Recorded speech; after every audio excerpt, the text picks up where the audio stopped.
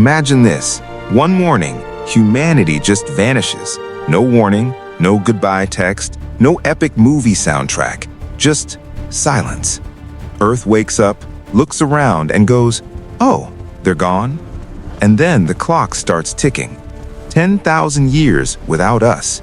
What happens next? Well, buckle up, because it's way bigger, way wilder, and honestly, kinda beautiful. Right now, the planet hums with our noise. Cars ripping down highways, planes slicing up the sky, cities buzzing like giant beehives. But in the first few hours without us, everything just stops. Power plants flicker out, lights die, elevators freeze mid-floor. And for the first time in centuries, the world gets to breathe without human fingerprints on everything. A week in, and nature is already creeping back like, "Hey, you done with this?" Suburbs start growing these shaggy, unhinged lawns. Streets crack open as weeds flex their muscles. Raccoons, foxes, deer, they're all pulling up like they own the place now. And honestly, they kinda do. Year one, and cities start to look like abandoned movie sets. Without humans constantly pushing back, vines slither up skyscrapers like nature's slow-motion revenge arc. You'd see New York looking less like Wall Street and more like a giant botanical garden with tax problems. The water in subways starts rising, bridges groan, steel rusts, and all the stuff we thought was forever. Yeah, nature's not impressed. Fast forward 50 years, animals that used to retreat from us are now chilling in downtown like it's their new hangout spot. Wolves roam through parking lots, bears nap on front porches, birds build nests on traffic lights that haven't lit up since your grandparents were alive. The natural world doesn't ask permission, it just moves in. But the real glow-up, the forests, they rush back like they've been waiting in the wings for centuries. America's east coast becomes one massive green ocean. The Amazon heals. Africa's savannas stretch wider. Even the deserts shift and reshape, freed from the footprints of billions. But give it a few hundred years, and the planet really starts cooking up a comeback story. Skyscrapers begin falling, not with explosions, but with exhaustion. Steel beams rot, concrete cracks, glass windows pop and shatter. Gravity and weather tag-team them until they finally bow out. The tallest buildings on Earth go down, not with a bang, but with a sigh. And let's talk about our monuments, our trophies, the stuff we swore would last forever. The Golden Gate Bridge? Gone in a couple of centuries. Saltwater eats metal like a snack. The Hoover Dam lasts longer, but even it eventually cracks under the pressure of time and unstoppable water. Mount Rushmore hangs on the longest, but even presidents get wrinkles. In 10,000 years, their faces fade like old chalk drawings in the rain.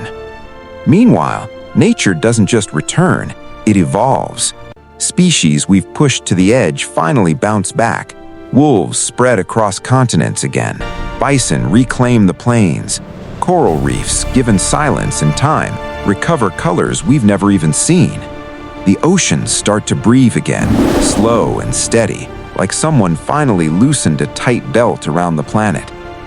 And without us burning, drilling, dumping, and hustling 24/7, the atmosphere slowly resets. Carbon levels drop, skies clear. The planet slides back into rhythms older than our oldest cities. It's not instant. Earth isn't hitting an undo button, but it's steady, patient, confident. Turns out nature knows how to fix itself. We were just very, very loud. But here's where it gets kind of emotional.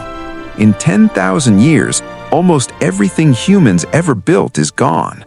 Our cities? Dust. Our tech? Rust. Our monuments? Eroded. Even our satellites eventually fall, burning into streaks of light the future Earth will never know the meaning of. The only things that survive are a few scattered artifacts, plastics buried in ancient dirt, radioactive fingerprints fading slowly, a couple of stubborn structures clinging to existence. So what's left of us? Not the stuff we built, not the noise we made, not the things we owned. What's left is the impact, the shape of a world that remembers we were here. Forests growing where malls once stood. Rivers flowing where highways used to cut through. Species returning to places we pushed them out of. Earth wears our absence like a scar that heals but never fully disappears. And as the millennium clock keeps spinning, new species rise, new ecosystems form.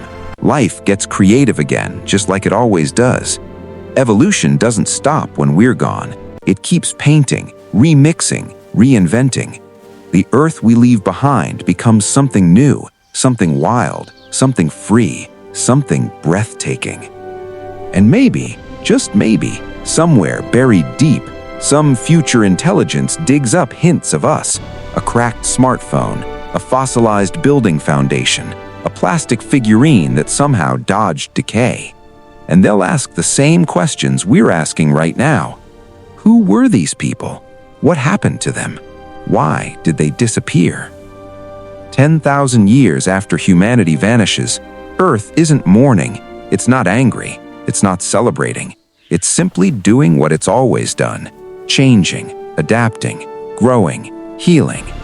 The silence we leave behind becomes the starting point of something new. But here's the twist. We're not gone yet. This future isn't locked in.